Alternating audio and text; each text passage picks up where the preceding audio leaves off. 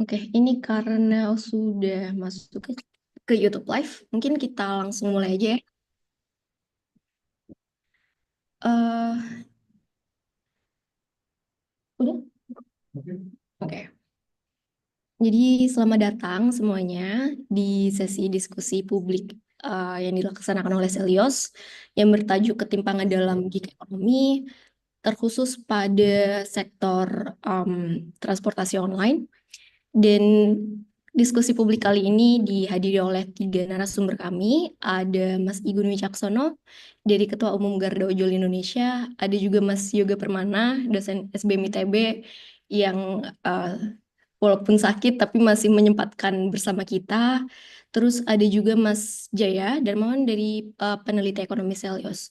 Jadi pada dasarnya tujuan dari diadakannya seksi diskusi publik ini adalah untuk melihat dan mengkaji lagi eh, terkait kondisi ketimpangan yang terjadi pada gig ekonomi, khususnya pada sektor transportasi online. Dan sebuah disclaimer mungkin untuk teman-teman yang belum tahu, jadi kemarin pada September lalu, Selios itu baru saja merilis laporan terkait ketimpangan Indonesia tahun 2024 dan menemukan ada gap yang cukup besar atau jarak ya yang cukup besar antara orang-orang yang super kaya di Indonesia dengan rakyat yang biasa-biasa saja. Dan laporan ini juga bilang bahwa ada hanya dalam rentang tahun 2020 sampai 2023 ada peningkatan kekayaan yang luar biasa besar. Itu sekitar lebih dari 170% yang kekayaan ini, peningkatan kekayaan ini hanya dirasakan oleh 3 triliuner teratas di Indonesia. Dan apabila mereka menghabiskan uang mereka 2 miliar rupiah setiap harinya, maka dibutuhkan waktu lebih dari 630 tahun buat kekayaan mereka bisa lenyap. Di sisi lain, para pekerja ojek online di Indonesia yang notabene-nya itu termasuk ke dalam sektor gig ekonomi itu justru mengalami penurunan upah hingga 80%. Jadi diskusi pada siang hari ini hadir dengan membawa pertanyaan besar yang akan dibahas, yaitu terkait permasalahan ketenagakerjaan dan ketimpangan yang terjadi di sektor transportasi online. Dan nanti akan dilihat dari kacamata serikat atau asosiasi pekerja transportasi online langsung, dan juga dari sisi akademik atau risetnya. Sudah hadir di sini ketiga narasumber acara diskusi kita pada siang ini. Selamat siang Pak Igun, Mas Igun Wicaksono. Selamat siang. Kabar baik Pak? Alhamdulillah kabar sehat. Semoga Alhamdulillah. sehat semua. Iya. eh Terus ada juga Mas Yoga Permana, dosen SBM ITB. Kabar baik Mas, walaupun masih di rumah sakit, tapi semoga baik-baik saja. Ya, aman-aman. Terima kasih ya Mas Yoga. Terima kasih undangannya. Ya, dan ada juga Mas Jaya selaku peneliti ekonomi dari Selios. Halo, selamat siang. Siang. Oke, mungkin tanpa berlama-lama kita langsung aja masuk ke sesi pemaparan. Yang pertama, terkait laporan ketimpangan ekonomi 2024 di Indonesia oleh Selios yang akan dibawakan oleh Mas Jaya Darmawan. Silahkan Mas. Oke, suara saya oke ya. Aman Mas. Saya izin share.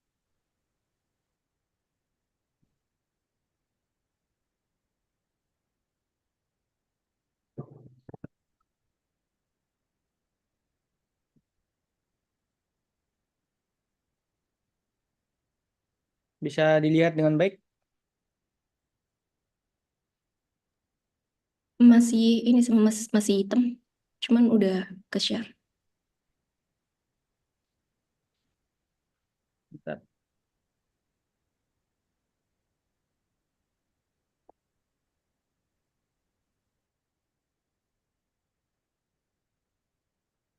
Oke, udah. Oke. Oke, baik kawan-kawan. Seperti yang disampaikan Safa tadi, sebenarnya diskusi ini adalah lanjutan atau diskusi yang bersifat series yang nanti akan coba mengulik juga sektor-sektor yang lain.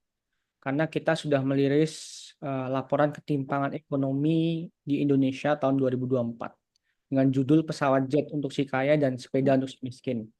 Nah, untuk kali ini kita akan mencoba mengulik di sektor transportasi online, mengingat ojek online cukup besar dari sisi ketenagakerjaan maupun dari sisi dampak ekonomi. Nah, ini semoga teman-teman bisa menyimak dengan baik gitu. Dan selanjutnya laporan ini diambil dari data Forbes di antara tahun 2019 sampai 2023.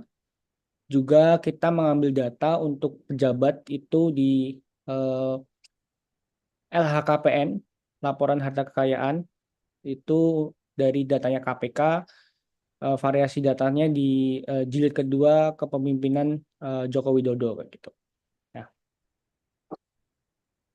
Nah, pertama, peningkatan kekayaan orang super kaya di Indonesia ini ternyata dari data yang kita olah didapatkan informasi yang sangat luar biasa ya gitu ya, mencengangkan gitu. Ketika ekonomi sedang tidak baik-baik saja di beberapa indikator, misalkan pertumbuhan pendapatan yang tidak signifikan, hanya 15% dalam kurun bertahun-tahun kayak gitu ya, 1 dekade kayak gitu. Lalu adanya inflasi di pangan yang cukup memberatkan masyarakat, sehingga ada juga situasi di mana pendapatan masyarakat itu tergerus sebenarnya gitu. Bahkan kita bisa bilang bahwa kekayaan masyarakat pada umumnya, terutama masyarakat menengah ke bawah itu tergerus sehingga ada fenomena makan tabungan. Nah, di tengah itu 50 orang terkaya itu mengalami kenaikan kekayaan yang signifikan, terutama data 25 orang terkayanya gitu. Misalkan dari slide menunjukkan bahwa bahkan ada yang 100% peningkatan kekayaannya. Ini saya kira sangat luar biasa angkanya gitu ya. Dan ini menunjukkan sebuah ketimpangan yang tidak baik-baik saja di negeri ini. Nah, lalu kami juga menemukan angka bahwa kekayaan 50 orang terkaya di Indonesia itu setara dengan 50 juta orang se-Indonesia. Nah, angka ini sangat timpang ya gitu, dan sesuai dengan beberapa temuan di data lain, misalkan World Inequality Report juga menunjukkan data yang tidak jauh berbeda bahwa penguasaan kekayaan itu terfokus pada 1% terkaya. Walaupun kalau kita fokus di 50 orang terkaya. Nah, itu lebih kecil lagi berarti kan. Nah, ini sesuai juga dengan data-data di tingkat global, termasuk mungkin datanya Oxfam. Nah, ini menjadi temuan yang sangat luar biasa juga karena hanya 50 orang terkaya itu setara dengan 50 juta orang se-Indonesia gitu. Dan yang menarik adalah total kekayaan 50 triliuner itu didominasi di sektor yang ekstraktif gitu, di sektor yang kotor kayak gitu. Baik itu dari pertambangan, dari sawit, dari nikel kayak gitu. Ada tambang batu bara, ada tambang nikel, timah dan lain-lain. Dan kalau kita lihat dari data kontribusi sektor ekstraktifnya itu juga mengalami kenaikan, terutama pasca pandemi ya gitu ya. Kenaikannya cukup signifikan. Jadi tidak hanya timpang secara angka, tapi juga adanya penguasaan sumber daya alam yang juga sangat timpang gitu. Jadi ini sebenarnya cukup berbahaya bagi saya pribadi karena ini adalah salah satu indikator tidak hanya ketimpangan ekonomi, tapi ada potensi kutukan penguasaan sumber daya alam. Gitu. Biasanya terjadi di negara berkembang yang mana kaya dengan sumber daya alam. Dan itu terjadi juga karena penegakan hukum yang kurang baik, demokrasi yang shrinking gitu kan, demokrasi yang turun cenderung buruk, dan itu berpengaruh pada demokrasi ekonominya juga. Gitu. Oke. Ini ada beberapa angka, ada beberapa fakta gitu ya, catatan dari kami terkait dengan kekayaan para triliuner. Nah, lalu apa yang perlu kita lakukan gitu? Kita bisa menerapkan yang namanya pajak kekayaan gitu. Ada solusi kebijakan fiskal yang progresif, yang juga diterapkan di beberapa negara, dan itu bisa menambah kekuatan fiskal kita atau menambah kapasitas fiskal kita gitu. Yaitu dari 50 orang terkaya yang ada, kalau kita ambil 2% saja, itu kita mendapatkan 81,6 triliun. 2% saja. Karena di beberapa negara ada yang menerapkan 3-4% juga kayak gitu. Nah, kekayaan yang ada dari 50 triliuner ini ternyata juga mengalami peningkatan hingga 174%. Nah, fakta misalkan menyebutkan juga 630 tahun dibutuhkan untuk menghabiskannya, gitu kan. Itu dengan catatan 2 miliar per hari. Nah, ini angka yang sangat luar biasa gitu ya. Nah, di lain sisi juga banyak orang butuh bekerja selama 1 abad untuk mencapai kekayaan itu gitu. Jadi angka ini besar sekali ya gitu ya untuk dibandingkan dengan rata-rata pendapatan orang Indonesia, terutama 50% terbawah, terutama lagi menengah ke bawah. Nah, selain itu, bagaimana cara orang kaya, super kaya, itu mengelola harta kekayaannya. Karena itu berhubungan sekali dengan pajak. Gitu. Nah, fenomena terjadi bahwa Singapura menjadi surga pajak bagi para triliuner di Indonesia. Karena Singapura menawarkan pajak yang lebih bagus gitu ya, angka potongan pajak yang lebih baik gitu, sangat menggiurkan bagi para pengusaha terutama ya, bagi para triliuner gitu. Dan ini juga mungkin terjadi juga di beberapa negara-negara atau daerah-daerah tax haven lainnya, terutama di Panama, terutama di Karibia dan lain-lain. Tapi dalam catatan kami dari beberapa sumber itu Singapura, dan itu sangat dekat dengan kita, itu hanya berapa jam penerbangan dari Jakarta misalkan, itu favorit bagi para pengusaha gitu. Dan ternyata fakta juga menunjukkan dari beberapa media, mulai banyak warga Indonesia, terutama triliuner itu akhirnya menjadi warga negara Singapura. Kita juga coba lihat dari data kekayaan pejabat publiknya. Tadi sudah 50 orang terkaya, terus bagaimana pejabat publik kita? Apakah APBN kita yang 3.000 triliun lebih itu hanya digunakan untuk program saja? Atau adakah hubungannya dengan peningkatan kekayaan para pejabat publik? Memang secara hubungan langsung ini tidak mengcapture itu. Tapi dari satu periode Jokowi saja, ketika rakyat sedang tidak mampu membeli bahan makanan, bahkan hunger index kita itu tidak baik-baik saja, moderate, tapi itu tetap menjadi masalah. Angka stunting kita juga sempat mengalami penurunan performa, gitu.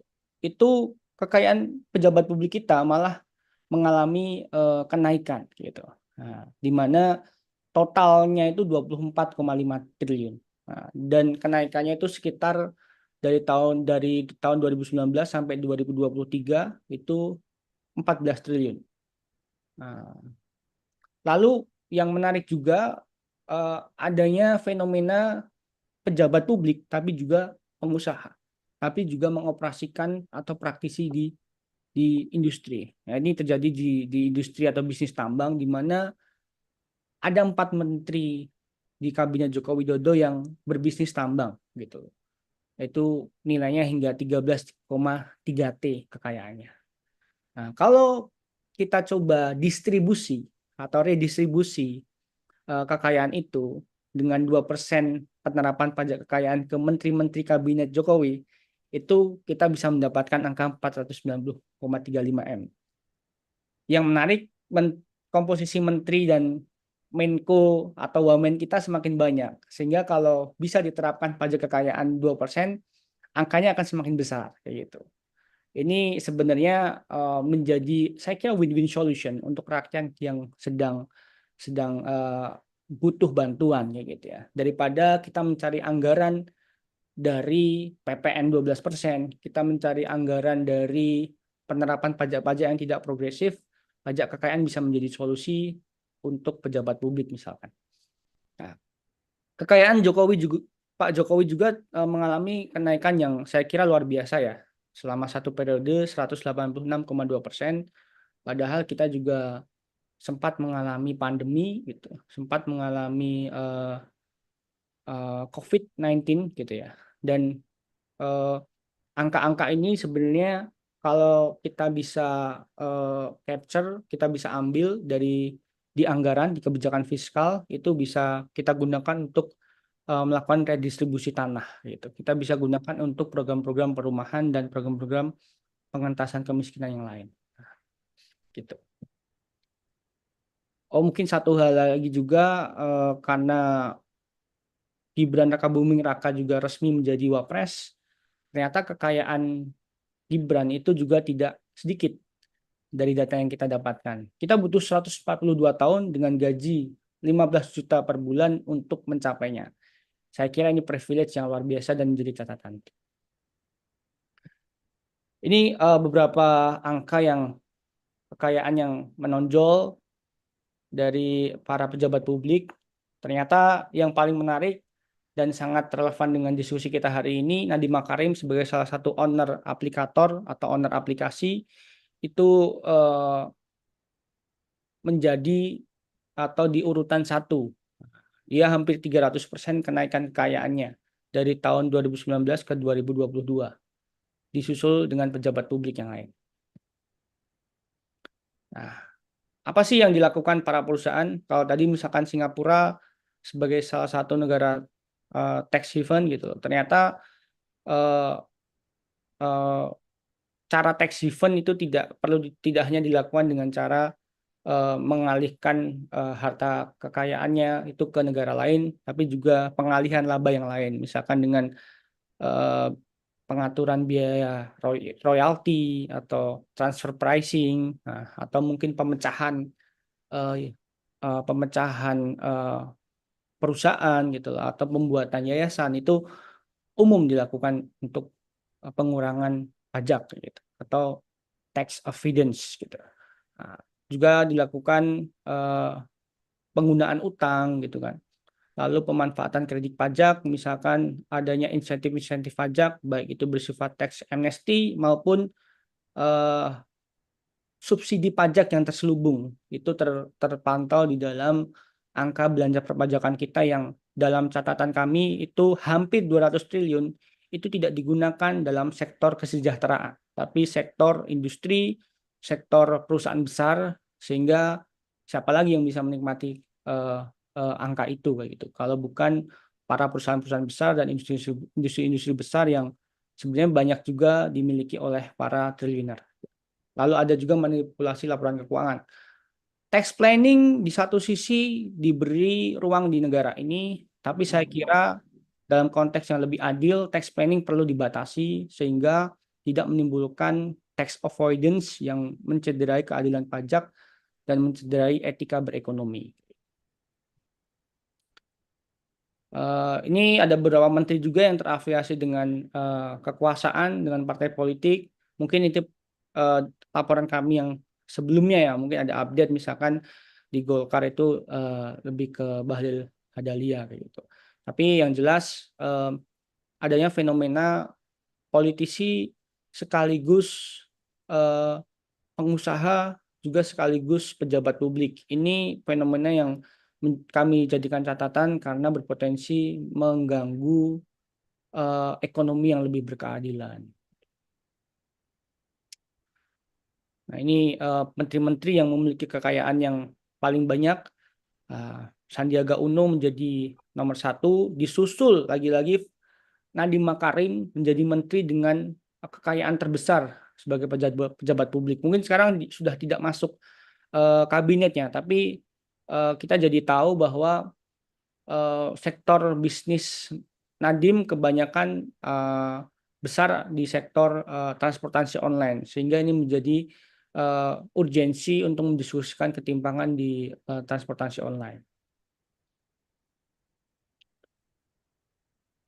Nah, ini jadi hal yang menarik juga. Laporan kami muncul sebelum Project Multatuli melakukan analisis terhadap fenomena kemunculan influencer sebagai orang kaya baru. Atau dalam bahasa Project Multatuli lebih pada bagaimana influencer juga mempengaruhi, juga berperan dalam mencuci uang para penguasa, mencuci uang para pengusaha-pengusaha yang berbisnis secara kotor.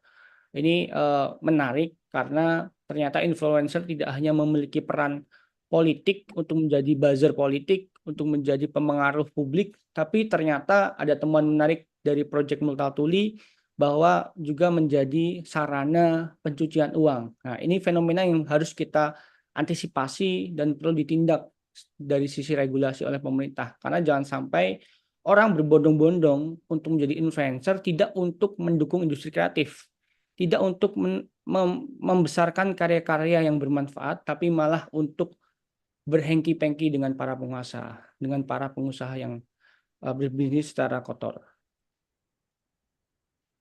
Nah, ini ada beberapa fakta-fakta yang kalau pajak kekayaan itu digunakan dengan baik, kita memiliki 300 rumah lebih, yang mana masih banyak orang Indonesia yang tidak memiliki rumah, angka backlog masih tinggi, ada 3,8 juta ekor sapi premium yang bisa dinikmati masyarakat, di mana angka stunting, angka hunger kita angka kelaparan kita masih tinggi, banyak orang yang tiap hari tidak makan sapi, gitu kan.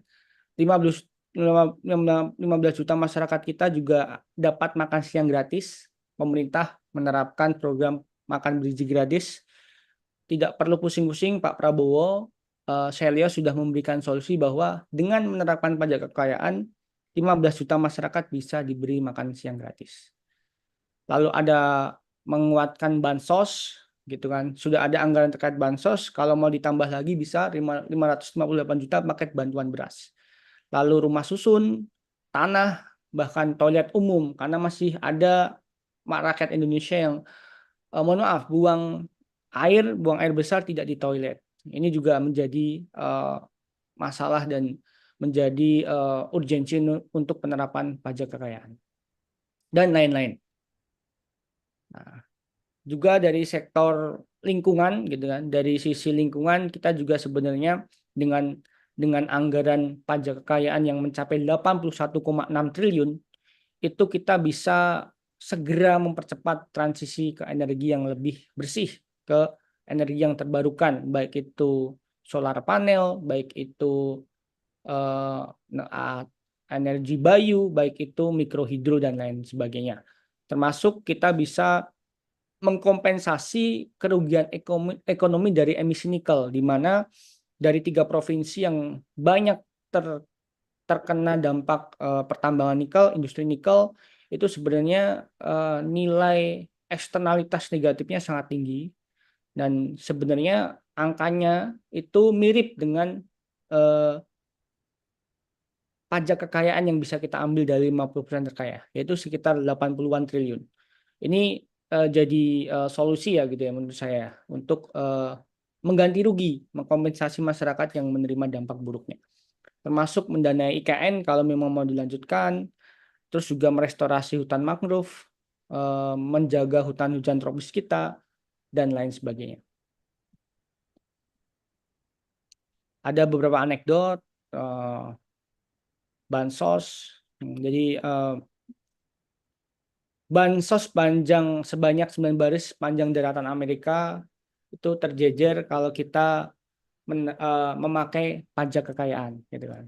Nah, 21 juta ekor kambing juga kita dapatkan bila kita menerapkan pajak kekayaan, termasuk bisa menggaji Cristiano Ronaldo, gitu. Mungkin sedikit dari saya terkait kondisi di sektor transportasi online, karena nanti banyak akan dijelaskan oleh Mas Yurga dan Pak Mas Igun, gitu kan. Jadi dari beberapa temuan tadi dan kita coba kaitkan dengan beberapa data terkait dengan sektor ketenagakerjaan di transportasi online, ada fenomena yang saya kira timpang, gitu ya. Ada ketimpangan ekonomi di mana kontribusi ekonomi tidak sejalan dengan distribusi ekonomi atau redistribusi ekonomi.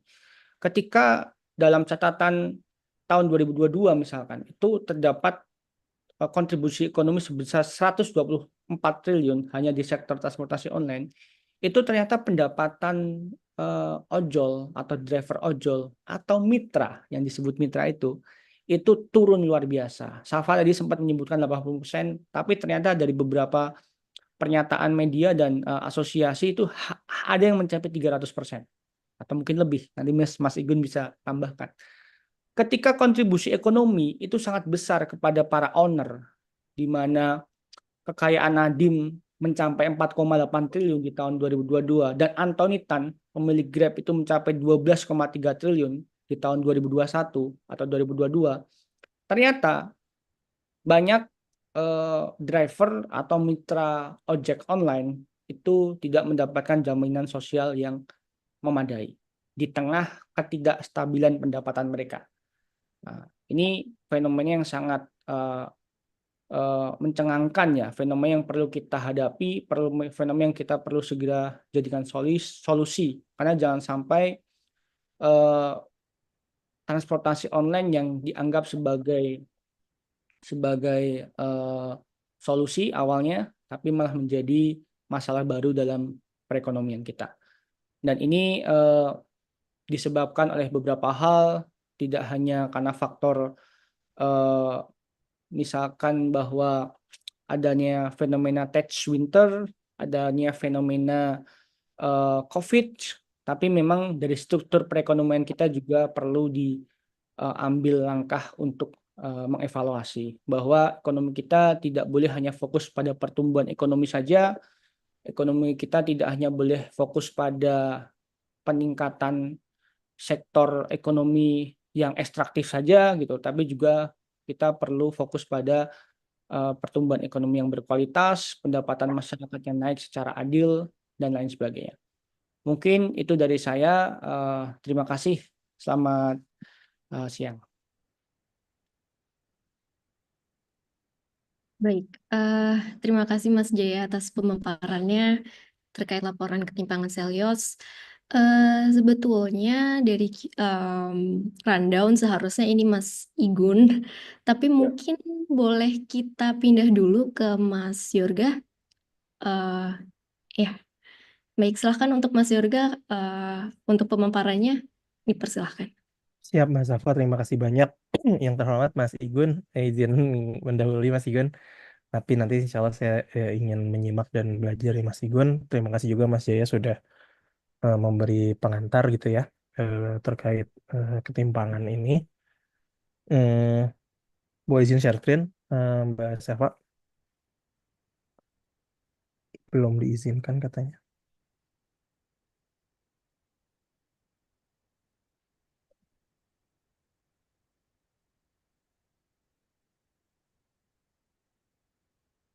Masih belum bisa, Mbak. Oh ya, sebentar Mas. Hmm. Saya coba dulu.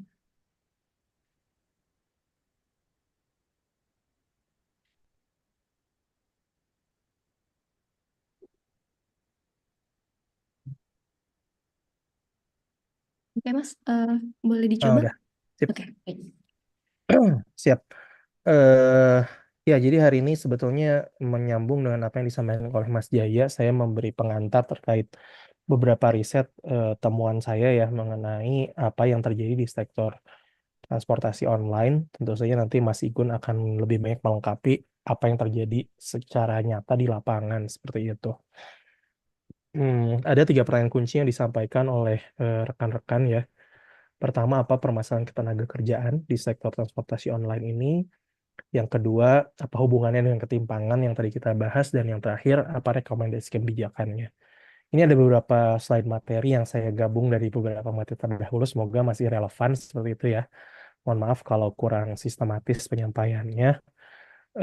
Tapi mungkin izin sedikit memberikan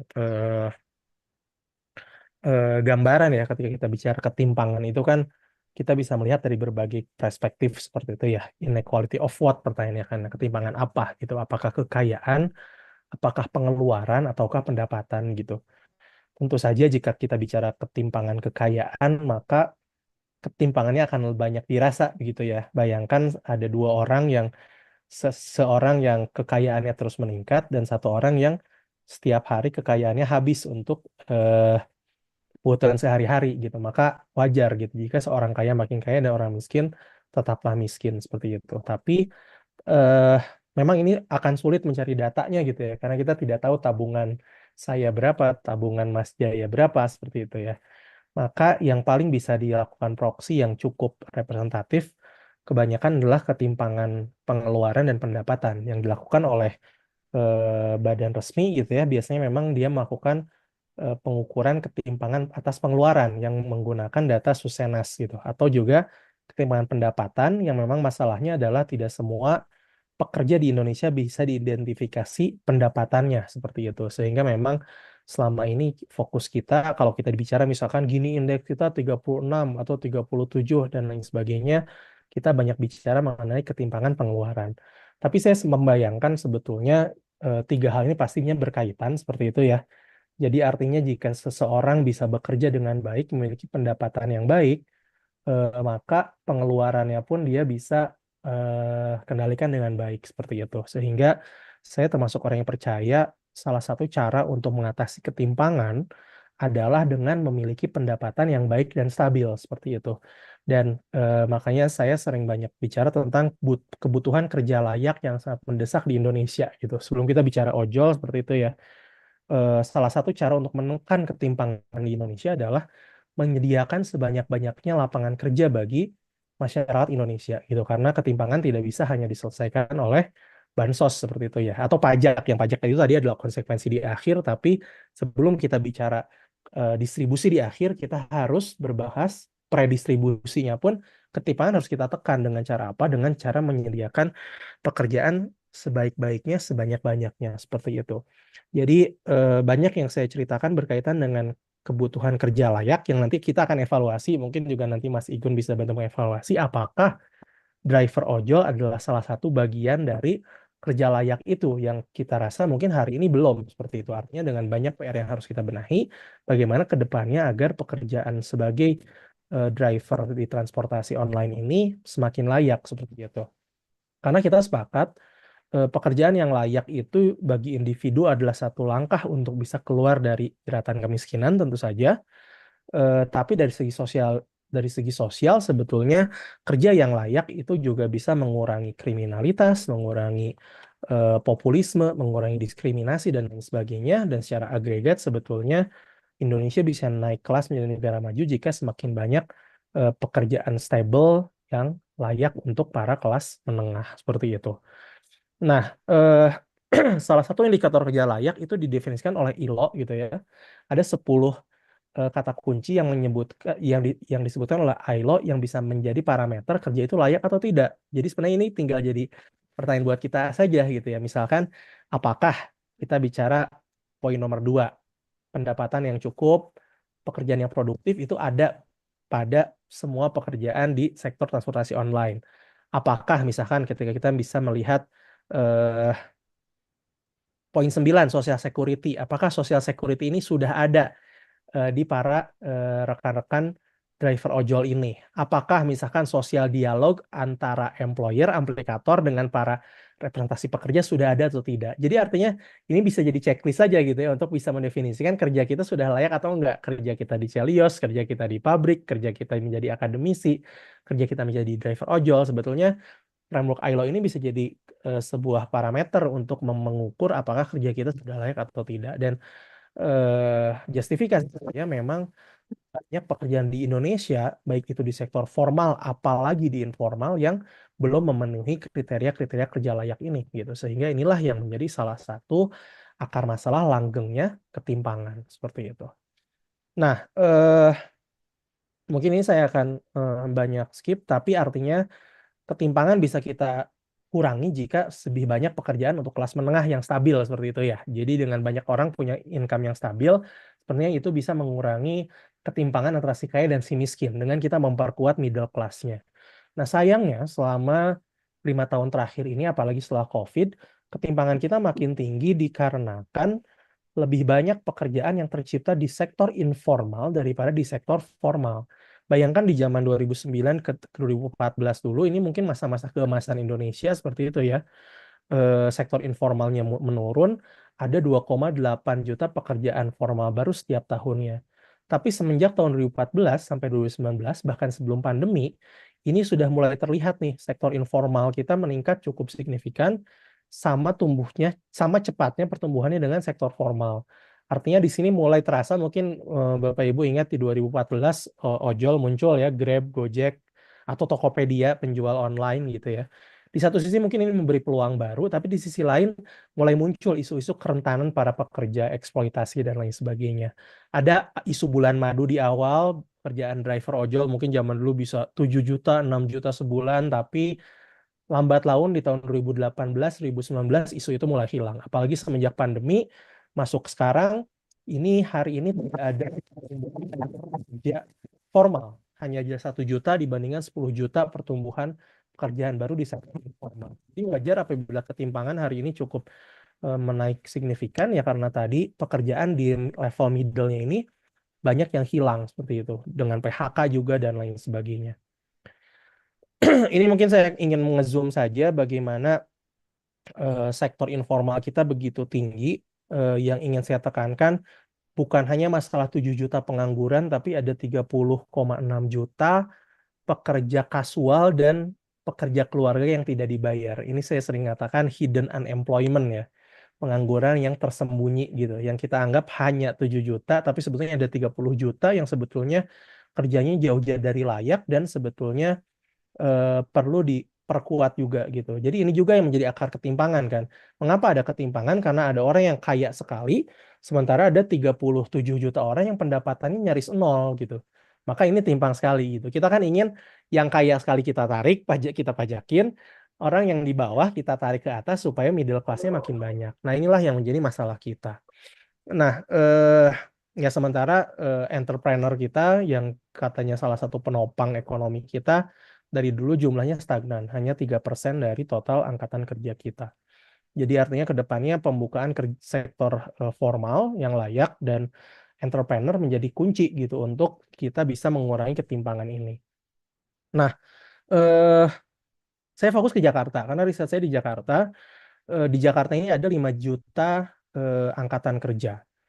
Dan yang menarik, selama 10 tahun terakhir, 200.000 pekerjaan baru ini dari 400.000 pekerjaan baru itu berasal dari driver ojol. Jadi bayangkan 50% pekerjaan baru di Jakarta itu dikontribusikan oleh driver ojol. Pertanyaannya kan ini baik atau tidak? Ya tentu saja baik ya, karena kalau tidak ada driver ojol akan semakin banyak pengangguran di Jakarta gitu. Tapi kan bukan itu yang kita inginkan gitu. Artinya kan pemerintah provinsi gagal menciptakan lapangan baru di sektor formal, lapangan pekerjaan baru di sektor formal, sehingga akhirnya ya pelariannya orang lagi-lagi ya udahlah daripada nganggur jadi driver ojol saja. Makanya ini nanti masuk ke masalah-masalah lainnya, termasuk terlalu banyaknya driver, susahnya untuk melakukan kegiatan kolektif karena terlalu banyak tadi dan lain sebagainya. Tapi salah satu akar masalahnya adalah ini bahwa tidak banyak pekerjaan baru yang ada sehingga kontribusi terbesar pekerjaan baru selama 10 tahun terakhir di Jakarta adalah driver ojol gitu. Yang artinya ini cukup ironi gitu ya. Ya di sisi baik gitu ya daripada nggak ada, tapi di sisi lain bukan ini yang kita inginkan gitu kan. Nah, sekarang mari kita lihat bagaimana komposisi pendapatan karena fokusnya ke pendapatan ya, ke pendapatan pekerja di Indonesia.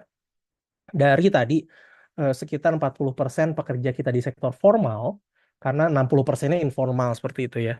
Rata-rata pendapatan itu hanya 2,5 juta saat ini seperti itu. Sementara kalau kita ingin sebut seseorang itu kerja layak, masuk ke kelas menengah, pendapatan dia itu minimal itu 5,3 juta. Jadi bisa Bapak Ibu bayangkan, hari ini hanya 15% pekerjaan di sektor formal yang bisa kita kategorikan layak. Artinya 2 dari 10, hanya 2 dari 10 atau hanya 1 dari 10 pekerja di sektor formal yang kerjanya layak. Kita belum bicara yang di sektor informal seperti itu ya. Dan bahkan kalau kita bicara UMR kita juga sangat tinggi seperti itu ya.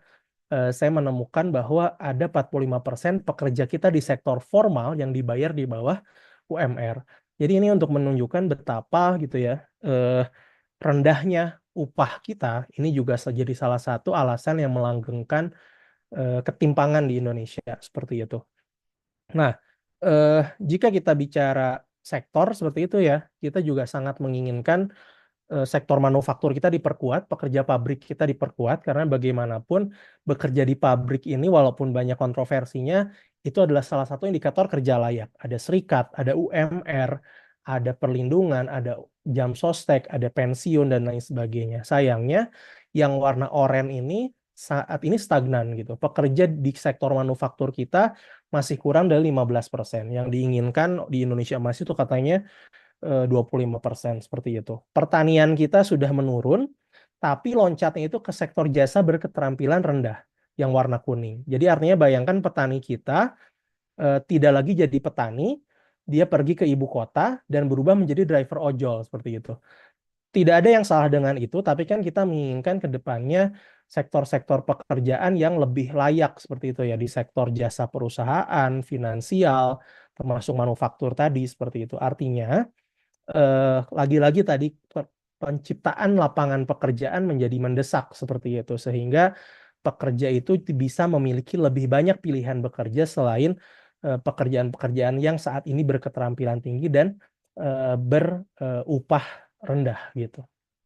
Nah, mungkin izin sedikit masuk ke gig ekonomi gitu ya, bagaimana tren ekonomi berbasis online sekarang ini muncul. Dan di Indonesia yang paling dominan itu tentu saja driver ojol dan kurir seperti itu. Ini bukan hanya fenomena di Indonesia, tapi di banyak negara di mana pekerjaan tidak lagi digaji berbasis bulanan, tapi berbasis hasil gitu ya. Habis nganterin dikasih 30.000, habis nganterin dikasih 20.000 gitu. Yang memang ini menjadi tantangan untuk kita gitu, karena pekerjaan ini tidak lagi tradisional, non-tradisional, sehingga berbagai pemerintahan di dunia harus mulai berpikir bagaimana mengantisipasi praktik-praktik eksploitasi yang terjadi yang sebelumnya tidak pernah terpikirkan, seperti itu. Nah, era baru pekerjaan ini yang ditandai dengan munculnya gig ekonomi, yang empirisnya salah satunya adalah kemunculan banyak driver ojol, ini yang perlu diantisipasi oleh kita ke depannya, seperti itu. Ini beberapa studi saya bagaimana pemetaan gig ekonomi hari ini gitu ya. Ada yang terikat geografis, ada yang online. Mungkin saya akan skip. Nah, ini temuan saya. Jadi saya mengestimasi ada berapa sih pekerja gig di Indonesia. Angkanya memang belum begitu besar. Hanya ada 2,3 juta dari 147 juta pekerja atau 1,7% angkatan kerja. Tapi memang didominasi oleh pekerja di sektor transportasi online. Dan ini fenomena urban, 25% pekerja ojol ini terkonsentrasi di Jabodetabek. Dan yang menarik ini, sebelum pandemi, rata-rata pendapatan driver ojol berdasarkan Badan Pusat Statistik, saya melihat itu 3,05 juta. Relatif besar karena sama dengan pekerja di sektor formal ya. Tapi saya coba lagi mengupdate tadi, rata-rata pendapatan ini menurun dari 3 juta menjadi 2 sampai 2,2 juta per bulan. Dan jam kerjanya itu masih di antara 47 sampai 54 jam, di mana terjadi praktek eksploitasi yang jam kerjanya itu relatif jauh lebih tinggi dibanding pekerja formal seperti itu. Nah, jadi artinya betul era bulan madu driver ojek online telah berakhir gitu ya. Yang zaman dulu mungkin pendapatannya relatif menarik gitu ya. Ada dalam riset saya ada beberapa yang saya temui yang berani keluar dari satpam, berani keluar dari pekerja pabrik untuk menjadi driver ojol gitu ya. Dan hari ini banyak yang menyesali itu. Riset saya menemukan bahwa ada 66% driver yang sebetulnya ingin kerja lagi menjadi pegawai bergaji tapi tidak punya pilihan lain hari ini, seperti itu.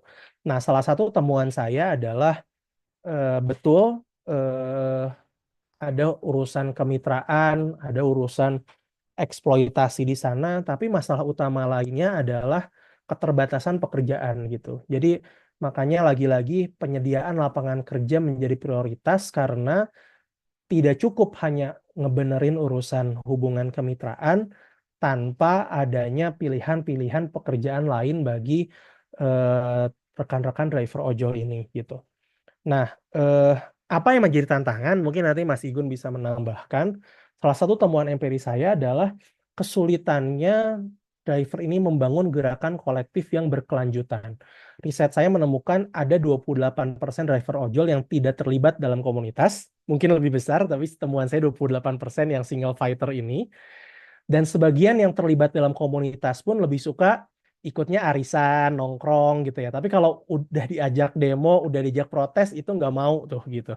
Sebagian putus asa, nggak mau terlibat lagi karena merasa gerakan-gerakan yang sifatnya resistensi ini tidak efektif.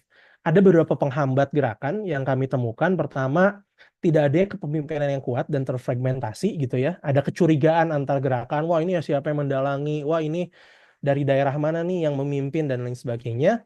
Yang kedua ada free rider problem. Free rider problem itu tadi terlalu banyak driver gitu ya. Ada 100 driver yang demo, ada 20 driver yang tetap bekerja seperti itu ya. Si single fighter ini. Jadi artinya saking tadi terlalu banyaknya driver sehingga mengkonsolidasinya pun menjadi sulit dan tidak terhubung antara si driver ini dengan serikat pekerja yang lebih memiliki kapasitas atau kekuatan institusional gitu yang kuat seperti itu. Sehingga ada 3 rekomendasi mungkin sangat normatif. Pertama, menghadirkan regulasi yang mengatur hubungan kerja kemitraan. Ini sudah banyak diskursus, tapi menurut saya mungkin terus seperti itu ya. Saya berharap entah itu di Perpres atau minimal Permen, hubungan kerja kemitraan ini harus segera diatur. Yang kedua, bagaimana pekerja gig harus lebih banyak dilibatkan oleh pemerintah gitu ya dalam perencanaan pembangunan. Dan yang terakhir, kerja layak di sektor transformasi online kerja sebagai alternatif bagi rekan-rekan driver ojek online ini gitu. Mungkin itu bagi saya salah satu cara mengatasi ketimpangan adalah tentu dengan menyediakan kerja layak sebanyak-banyaknya untuk masyarakat Indonesia, termasuk juga untuk rekan-rekan driver ojek online ini. Begitu mungkin Mbak Safa, terima kasih. Assalamualaikum warahmatullahi wabarakatuh. Waalaikumsalam warahmatullahi wabarakatuh. Terima kasih banyak Mas Yorga atas pemaparannya yang sangat-sangat berbobot dan emang pembahasan terkait nyerempet-nyerempet ke middle class ini lagi panas banget di Indonesia. Baik, terima kasih sekali Mas Yorga. Mungkin kita langsung ke pemaparan terakhir yang jadi pamungkas di acara sesi diskusi publik kita siang ini. Silahkan dari Mas Igun, kita lihat dari sisi serikat ojolnya yang semoga bisa merepresentasikan bagaimana suara para driver dari sektor transportasi online. Silahkan Mas Igun. Baik, terima kasih. Terima kasih sebelumnya Mas Jaya, Mas Yorga, Mas Safa, dan seluruh audiens atas perhatiannya selama ini terhadap kami, terhadap rekan-rekan kami, para pengemudi ojek online. Jadi memang fenomena yang terjadi semenjak awal ojek online ini berdiri 2000 ditemukan ya atau mulai berjalan 2010, lalu boomingnya itu dimulai di 2015, ini menciptakan suatu ekosistem pekerja baru yang dibilang gig, pekerja gig ini. Nah, kita melihat bahwa jutaan pengemudi ojek online yang awalnya mungkin hanya ribuan, lalu berkembang ratusan ribu, hingga sekarang ini kami perkirakan di 2023 Oktober itu dengan hitungan kasar ya, jadi kami memang tidak punya parameter, belum punya alat untuk bisa mendata itu, namun memperkirakan ada sekitar 4 juta pengemudi ojek online yang mereka aktif dari berbagai platform merek dari aplikasi. Nah, ketimpangan yang terjadi memang ini sangat nyata sekali. Kami menilai dan mengasumsikan bahwa sekarang ini yang ojek online ini dibilang sebagai gig low skill itu memang aktual yang terjadi. Nah, gig low skill yang disebut sebagai kami ini ojek online ini memang akibat dari lemahnya regulasi. Beberapa kali kami meminta dari pemerintahan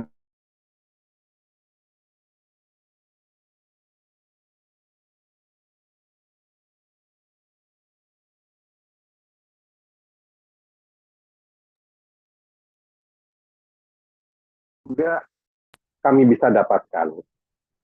Nah, hal inilah yang menimbulkan satu eksploitasi, human exploitation. Jadi kami ini sebagai objek maupun subjek dari sebuah eksploitasi ekonomi gitu. Dan tadi juga dipaparkan oleh Mas Jaya bahwa salah satu founder dari platform transportasi daring ini itu kekayaannya meningkat sangat signifikan. Nah, itu bagi kami itu sebuah indikator bahwa human capital atau jumlah para pengemudi ojek online yang sangat besar ini menyumbang secara signifikan terhadap kekayaan dari para founder ini. Founder ada yang masuk dalam pemerintahan maupun ada yang tidak langsung masuk dalam pemerintahan tapi di backup oleh pemerintah sehingga bisnisnya terus membesar, namun kami para pengemudinya makin mengecil pendapatannya. Itu. Nah, sebenarnya kami membutuhkan kerjasama juga secara eksternal dari teman-teman peneliti, akademisi, maupun praktisi hukum dan lainnya untuk membantu kami, mensupport kami, apa formula yang tepat bagi pekerja gig pada sektor ojek online ini untuk memperkuat pendapatan kami ini. Nah, dengan adanya berbagai penelitian pasca pandemi, pendapatan kami terus menurun, itu merupakan hal yang fakta. Memang kami yang merasakan langsung. Turunnya itu dari yang tadi Mas Yorga sampaikan, pada sebelum pandemi itu ada pendapatan kami bisa mencapai 3 juta rupiah. Nah, itu juga ya hampir setara dengan sektor formal. Namun ternyata pasca pandemi pendapatan kami ini terus menurun di 2 juta rupiah. Sedangkan user dari ekosistem transportasi online ini terus meningkat. Kalau kami memprediksi user atau pelanggan atau pengguna dari jasa kami ini saat ini di 2024 itu bisa mencapai 21 juta pelanggan. Dan berbanding dengan 4 juta pengemudi. Di situ ada supply chain, ada retailing. Supply chain artinya kurir di marketplace maupun pengantaran makanan gitu. Nah, jadi memang weakness kami ini, kelemahan kami ini salah satunya adalah kami tidak di backup secara regulasi oleh pemerintah. Sehingga kami menilai bahwa pemerintah lebih pro kepada pengusaha, namun tidak pro kepada para pengemudi, tidak pro pada kami ini. Itulah yang membuat kapital dari para pemilik perusahaan transportasi daring ini terus meningkat kekayaan mereka. Nah, sedangkan kekayaan kami, maksudnya pendapatan kami terus menurun, terus menurun dan sangat jauh dari layak ya kalau kami menilai. Contoh misalkan di Jakarta dengan UMR sekitar 5 juta rupiah. Namun pendapatan dari teman-teman ojek online yang ada di Jakarta itu hanya sekitar 2 juta per bulan. Ini sangat jauh sekali. Namun teman-teman kami tidak punya pilihan.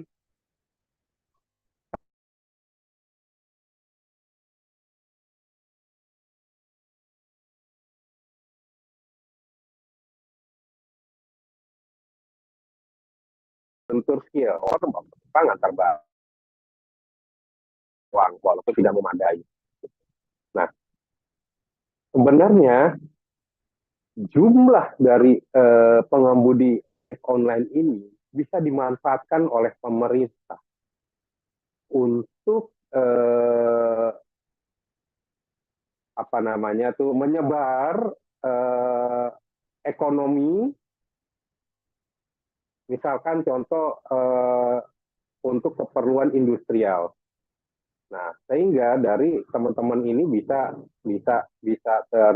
tersalurkan ke pekerja-pekerja formal, gitu.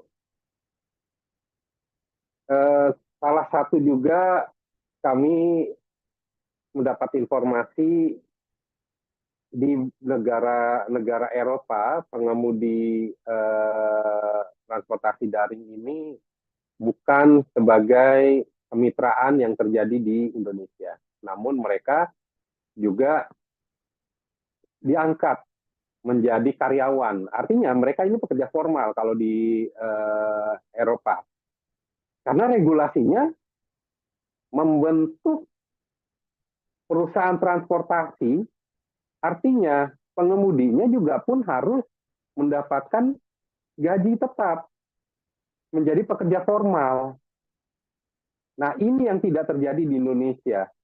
Jadi terjadi pembiaran oleh pemerintah dan negara. Negara dalam hal ini dari eksekutif, legislatif, itu membiarkan ekosistem ini berjalan tanpa aturan. Kalau kami menilai tanpa aturan.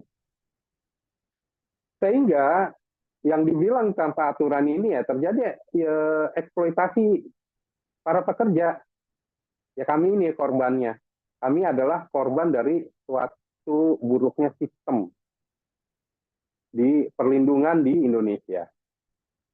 Nah, ini yang perlu kami butuhkan dari rekan-rekan peneliti, rekan-rekan akademisi dan praktisi untuk mensupport formula-formula yang tepat agar indeks pendapatan kami ini bisa meningkat dari 2 juta rupiah setiap bulan menjadi mendekati atau bahkan mencapai nilai UMR. Contoh Jakarta di 5 juta rupiah. Gitu. Nah, angka 3 juta ini sangat berat bagi kami kalau untuk bisa terpenuhi kalau apabila pembiaran dari tidak ada aturan di dalam ekosistem transportasi online ini terus dibiarkan. Kami berharap di pemerintahan Prabowo ini, Presiden Prabowo ini bisa adanya perubahan ekosistem dari transportasi daring, sudah mulai dibuat aturan-aturan yang pro kepada kami ini. Nah, sangat prihatin kami ini kalau dibilang di dalam ekosistem transportasi daring ini atau transportasi online ini mungkin di rantainya itu ada di rantai paling bawah pekerja ini. Sedangkan kami sebagai ujung tombaknya juga.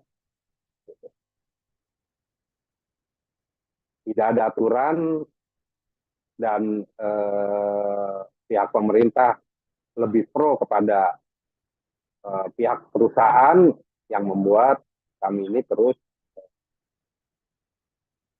tidak bisa mendapatkan pendapatan yang memadai. Tapi tidak ada pilihan lain, teman-teman juga terus harus mencari nafkah dengan menjadi pengemudi ojek online, karena yang paling mudah saat ini ya jadi pengemudi ojek online, tidak perlu untuk melamar kerja, menggunakan ijazah, hanya keterampilan bisa mengendarai sepeda motor, memiliki SIM, STNK yang legal, yang sah, itu udah bisa mencari uang. Nah, sedangkan di beberapa negara di luar sana pekerja pengemudi ojek online ini, atau maksudnya pekerja driver online ini sudah dianggap sebagai pekerja formal karena mendapatkan berbagai tunjangan dan gaji gitu. Nah, memang harapan-harapan kami ini ke depannya para teman-teman ini bisa meningkat pendapatannya, itu aja.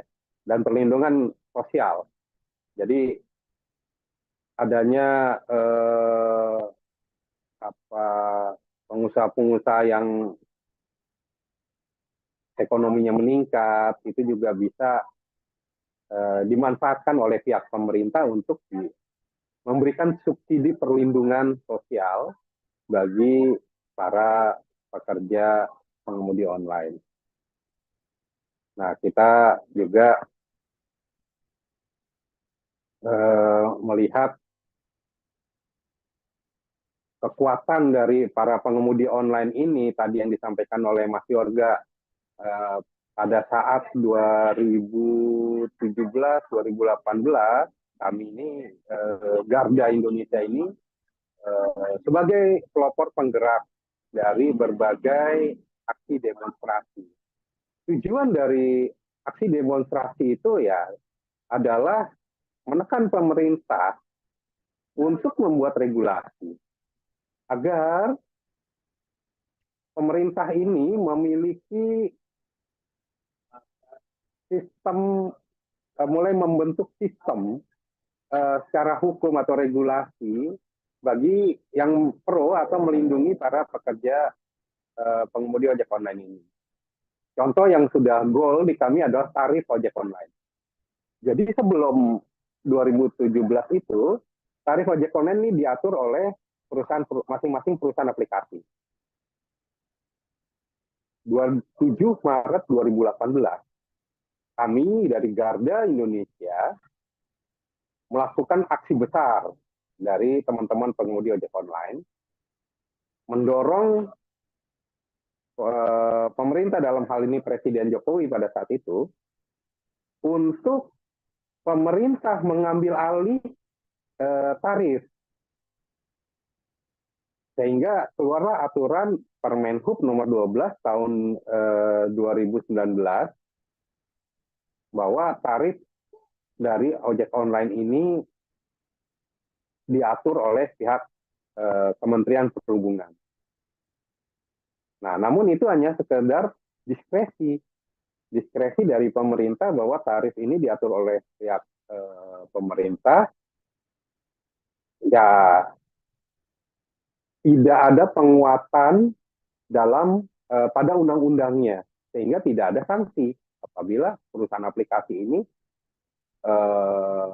walaupun sudah ada aturan regulasi tarif, tapi misalkan tarif batas bawah di Rp2.000, batas atas Rp2.500 per kilometer, tiba-tiba perusahaan aplikasi ini menerapkan tarif di Rp1.500, tidak ada sanksi tegas terhadap perusahaan aplikasi yang melanggar. Ini terjadi di beberapa platform. Jadi ada platform yang disiplin terhadap regulasi, tapi ada platform juga yang mereka bermain di bawah regulasi. Sehingga di lapangan teman-teman kami juga akhirnya saling berbenturan. Karena kok ojek online sana lebih murah dibandingin ojek online yang hijau ini gitu. Nah, ini kembali lagi masih lemahnya tata aturan regulasi dari pihak pemerintah terhadap ekosistem dari transportasi online. Itu salah satu yang kami golkan Garda Indonesia adalah tarif. Nah, berkembang lagi di 2020 setelah pasca pandemi, dari ride hailing, tarif yang kami golkan adalah tarif ride hailing ya, angkutan penumpang. Namun pasca pandemi ini ternyata angkutan kurir dan angkutan maksudnya pengantaran barang ini tarifnya belum diatur, masih diatur sendiri oleh pihak perusahaan aplikasi. Jadi kami beberapa waktu lalu teman-teman kami dari aliansi lain itu melakukan aksi demonstrasi ke Kementerian Kominfo agar tarif dari antaran barang dan antaran makanan itu diatur oleh Kominfo. Info terakhir, Kominfo belum bersedia atau belum menindaklanjuti dari permohonan untuk tarif antaran barang maupun makanan ini diambil alih atau diatur regulasinya oleh pihak Kementerian Kominfo. Nah, dari aliansi yang lain lagi juga ada yang saat ini bergerak pada Kementerian Tenaga Kerja. Jadi, informasi yang kami terima ini dalam beberapa waktu ke depan, Kementerian Tenaga Kerja akan mengeluarkan sebuah regulasi mengenai aturan pekerja transportasi online. Namun draftnya seperti apa kami belum juga menerima.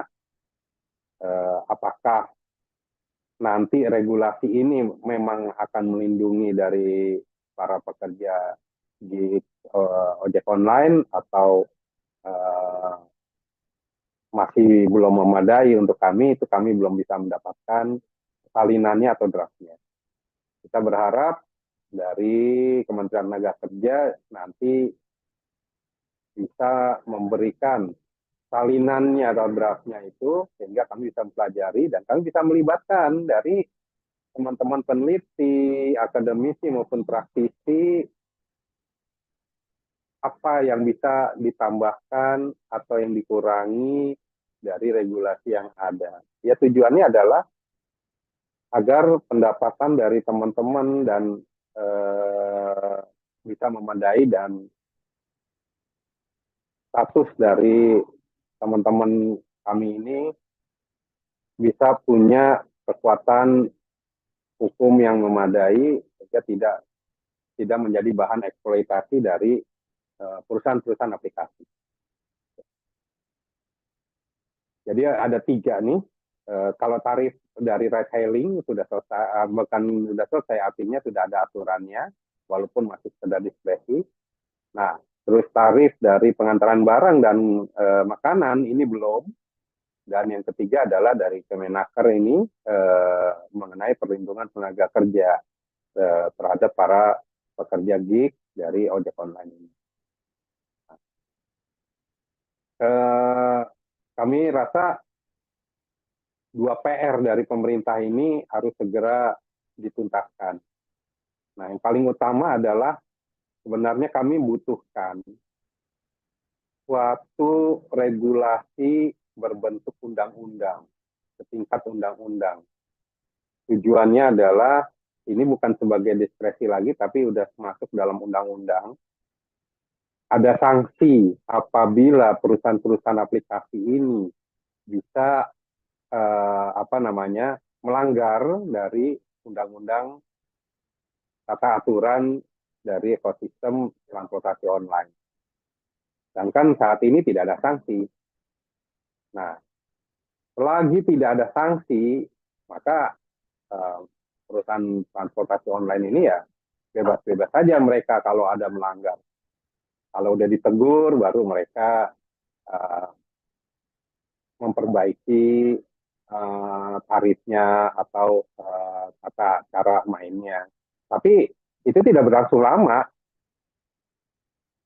Dalam beberapa bulan ke depan mereka akan kembali lagi, istilahnya membandel lagi. Sehingga ya kami ini terus melakukan aksi demonstrasi, terus melakukan pergerakan-pergerakan. Ya tujuannya adalah menjaga tata aturan ini agar tidak dilanggar oleh perusahaan-perusahaan aplikasi. Tapi karena pemerintah lebih pro kepada perusahaan-perusahaan, para pengusaha tersebut, kami ini tidak pernah ada menjadi suatu atensi dari pihak pemerintah. Kalau kami sudah menjadi suatu atensi, maka pasti pemerintah sudah mendorong adanya undang-undang kepada DPR RI. Sedangkan yang terjadi saat ini adalah tidak pernah ada itu. Jadi sebagai penutup, kami berharap dari contoh dari rekan-rekan Selios, dari Mas Yorga maupun rekan-rekan akademisi maupun praktisi itu tolong bisa membantu kami membuat suatu formula yang tepat, aturan atau regulasi maupun perundangan apa yang tepat, yang di situ perlindungan terhadap para pengemudi ojek online ini bisa terjamin, dan pendapatan dari para pengemudi ojek online ini bisa naik signifikan. Namun tentunya juga tidak merugikan dari para pengguna. Jadi ekosistem ini berjalan stabil, ekosistem ini berjalan dengan adanya aturan selevel undang-undang, sehingga semua pihak ini, para stakeholder maupun para pengguna juga bisa saling memberikan, mendapatkan keuntungan. Demikian paparan singkat saya. Terima kasih. Salam. Baik, terima kasih sekali Pak Igun atas pemaparannya, dan pemaparan Pak Igun sekaligus menjadi penutup dari pemaparan hari ini. Dan ternyata dari ketiga narasumber ini kita bisa lihat bahwa taring ketimpangan di Indonesia itu dirasakan oleh seluruh lini masyarakat, dan termasuk di dalamnya ada para pekerja transportasi online. Padahal beberapa waktu lalu saya ingat ada salah satu menteri yang berkoar-koar bilang bahwa transportasi online dan gig ekonomi ini dia menghapuskan angka pengangguran luar biasa besar angkanya. Padahal ternyata ada cerita lebih dalam di balik data itu. Dan seperti biasa pemerintah hanya meromantisasi data-data statistik yang ada. Baik, mungkin sekarang kita buka saja sesi tanya jawab Q&A. Jadi untuk teman-teman yang ingin bertanya, silahkan tuliskan di kolom komentar di YouTube. Dan untuk sekarang sudah ada satu pertanyaan. Jadi ada salah satu teman yang bertanya, jadi melihat penyempitan jumlah kelas menengah yang berkonsekuensi pada ketergantungan terhadap sektor informal yang lebih dalam, apa sih rekomendasi progresif yang dapat menjadi catatan bagi pemerintahan baru? Mungkin kita mulai dari Mas Yorga dulu.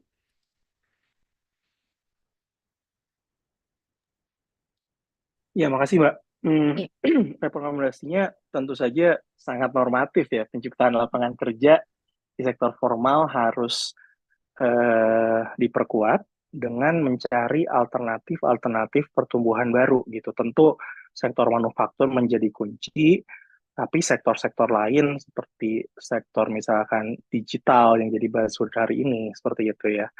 Itu juga bisa kita mulai pikirkan sebagai alternatif pertumbuhan. Tapi juga mengaminkan apa yang disampaikan Pak Igun tadi, bagaimana memperkuat regulasi untuk sektor-sektor yang selama ini tidak terlihat. Yang salah satunya tadi adalah hubungan kemitraan ini. Jadi sepakat jika tadi misalkan Kemenaker sudah memiliki draft awal gitu ya, harapannya di kepemimpinan baru ini menjadi prioritas yang dikedepankan gitu ya. Jadi regulasi ya tadi termasuk jaminan sosial di dalamnya, termasuk tadi ada upah minimum dan lain sebagainya. Idealnya itu ada di dalam satu payung permen atau perpres yang sama mengenai hubungan kemitraan ini gitu. Jadi artinya penciptaan lapangan kerja baru ini diperluas, tapi juga perlindungan terhadap pekerjaan sektor informal maupun hubungan kemitraan yang belum diatur ini kita perkuat seperti itu. Jadi betul apa kata Mas Igun tadi, mengapa misalkan di Inggris atau di Eropa gitu ya, status driver akhirnya menjadi pekerja, ada pertarungan antara serikat dengan perusahaan di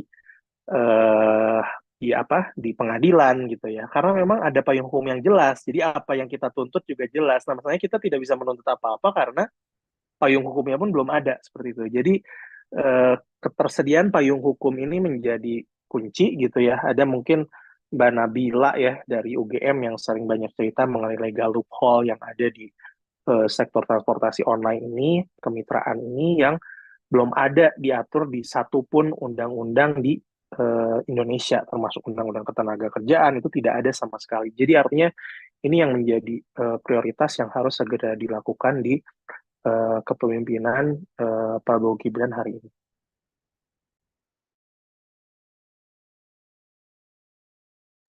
Ya, baik. Terima kasih Mas Yoga atas jawabannya. Mungkin langsung ke Mas Igun, ada yang mau disampaikan terkait pertanyaan tadi? Ya, jadi kalau menurut kami adalah pada penguatan regulasi aja. Selagi tidak adanya penguatan regulasi secara undang-undang, maka kami ini tidak akan bisa berkembang. Yang ada kami hanya menjadi sebuah bahan eksploitasi dari para pengusaha.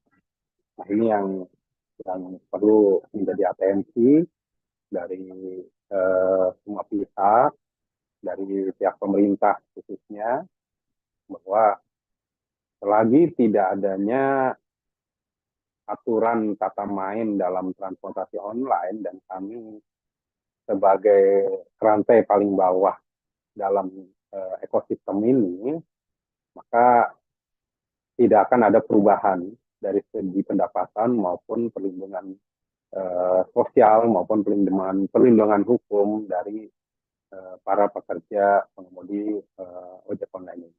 Gitu. Oke, baik. Terima kasih Mas Igun.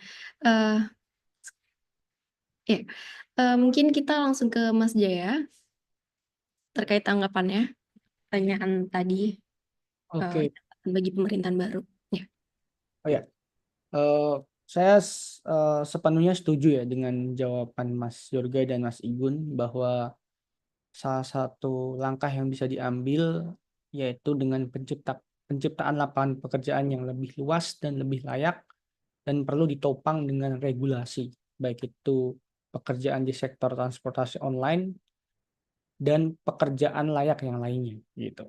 Secara konsep sama, tapi mungkin saya akan jawab dengan angle yang lain bahwa Indonesia sekarang atau pemerintah sekarang yang akan dilanjutkan oleh Prabowo Gibran perlu hati-hati dalam mengembangkan sektor industrinya atau sektor ekonominya, karena dalam beberapa tahun terakhir sektor ekstraktif itu lebih diberi ruang gitu, lebih dikuatkan gitu dibanding sektor yang sebenarnya lebih banyak menyerap tenaga kerja, yaitu sektor manufaktur dan sektor pertanian. Sektor manufaktur dan pertanian itu kalau digabung itu mencapai 40% kontribusinya di ketenaga kerjaan. Sedangkan sektor ekstraktif yang dilabeli dengan hilirisasi, karena hilirisasi tidak sama dengan industrialisasi, itu sebenarnya tidak mencapai 4%. Jadi sangat kecil sekali kontribusinya. Sehingga perlu bagi pemerintah, perlu bagi kementerian terkait, perlu hati-hati dan perlu lebih mendengar banyak pihak dalam merumuskan kebijakannya, merumuskan prioritasnya ke depan. Nah, yang kedua, dalam konteks ketenaga kerjaan, kita akan mengalami beberapa transisi ke depannya, disrupsi ke depannya. Disrupsi atau transisi di bidang digital, ya. Sehingga saya setuju dengan Mas Durga bahwa sektor digital atau ekonomi digital itu bisa menjadi ruang yang perlu dikembangkan untuk menyerap tenaga kerja yang lebih banyak. Tapi ada satu hal lagi juga, yaitu terkait dengan transisi energi atau yang kaitannya dengan climate crisis. Nah, sebenarnya climate crisis ini kan sudah terjadi dan akan membawa dampak yang sangat luas bagi kehidupan kita, termasuk di tenaga kerja yang akan shifting ke banyak di bidang energi terbarukan. Nah, pemerintah perlu menyiapkan dengan matang transisi yang berkeadilan sehingga misalkan dalam proyeksi kami sebenarnya ekonomi yang bersih, ekonomi yang hijau itu mampu menciptakan tenaga kerja yang lebih banyak gitu.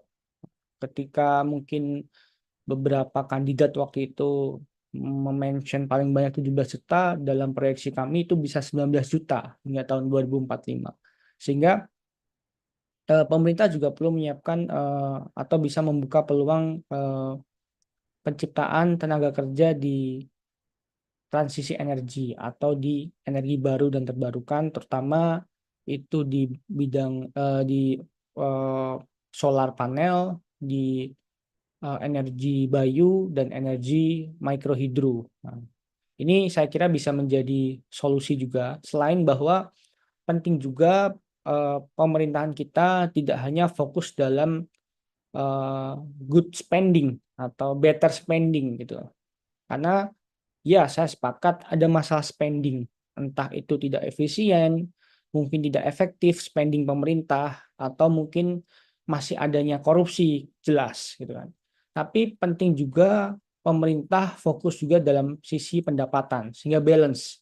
Dari sisi biaya juga kita belanja, kita juga pantau, kita coba evaluasi dan perbaiki. Dari sisi pendapatan juga perlu dicermati bahwa negara yang eh,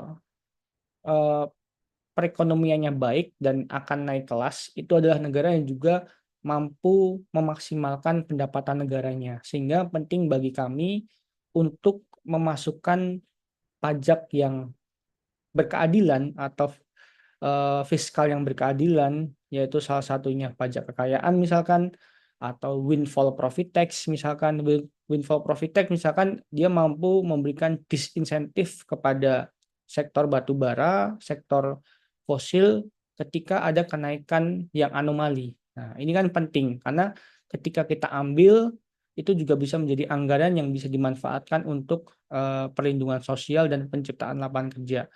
Sehingga pemerintah juga perlu memantau potensi-potensi pendapatan negara yang sebenarnya masih banyak bisa kita dapatkan tanpa perlu bahkan meningkatkan PPN menjadi 12%, 13%, dan lain sebagainya. Nah, ini penting dari sisi aspek peningkatan pendapatan negara dan keadilan pajak. Kenapa kita perlu berbicara keadilan pajak? Karena faktanya seperti yang saya paparkan tadi, 180 triliun lebih belanja perpajakan. Jadi ada anggaran belanja perpajakan yang digunakan untuk mendukung industri yang itu tidak, menurut saya tidak selalu proporsional, tidak selalu potensinya distribusi ekonominya bagus. Misalkan industri ekstraktif, misalkan industri energi yang tidak bersih, itu tidak perlu diberi insentif sebenarnya. Malah sebaliknya, perlu kita beri disinsentif. Sehingga seperti yang terpapar di dalam laporan kami, apa yang salah satunya juga kita tawarkan bahwa kita memberi insentif pada pelaku usaha yang baik, yang adil, terutama di sektor energi bersih, energi terbarukan, yang melaporkan pajaknya dengan baik gitu. Tapi kita juga perlu memberi disinsentif dan pajak kepada pengusaha-pengusaha yang terutama banyak bergerak di sektor ekstraktif atau bahkan crony capitalism gitu, atau kotor, di sektor yang kotor. Nah, itu menurut saya seperti itu dari Selios untuk menambah sektor di ketenagakerjaan agar ekonomi yang berjalan sampai detik ini agar lebih berkeadilan. Terima kasih. Baik, terima kasih Mas Jaya. Mungkin sambil menunggu pertanyaan lain dari teman-teman, saya mau izin tanya deh. Sebenarnya tuh sudah adakah penelitian sebelumnya terkait gimana sih proyeksi perkembangan di sektor transportasi online ini di ke depannya di Indonesia? Jadi ya kan kita lihat sendiri bahwa ketenaga kerjaan informal itu semakin besar. Terus, tapi di sisi lain orang-orang juga makin sadar bahwa ini tuh sesuatu yang kurang bisa memberikan proteksi bagi para pelakunya. Nah, sebenarnya gimana sih proyeksi pertumbuhan di sektor ojol ini di Indonesia? Mungkin Mas Igun atau Mas Yurga mau menjawab?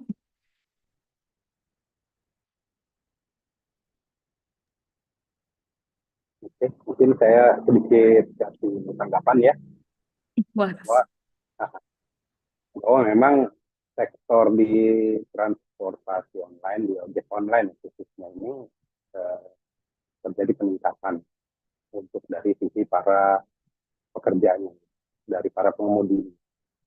Sempat terjadi penurunan pada saat COVID maupun pasca COVID itu eh, karena ditutupnya atau artinya tidak boleh bawa penumpang kan pada saat itu, sehingga banyak yang sempat beralih bekerja tuh.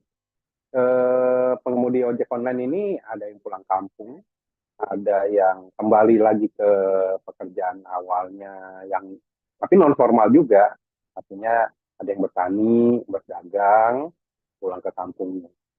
Namun pasca sudah udah mulai normalnya lagi saat ini Indonesia, ternyata teman-teman yang sudah kembali ke kampungnya tidak tidak juga terjadi perbaikan ekonomi juga mereka di kampungnya, sehingga kembali lagi ke kota-kota khususnya seperti Jakarta, Surabaya, Medan, dan itu menjadi ojek online lagi.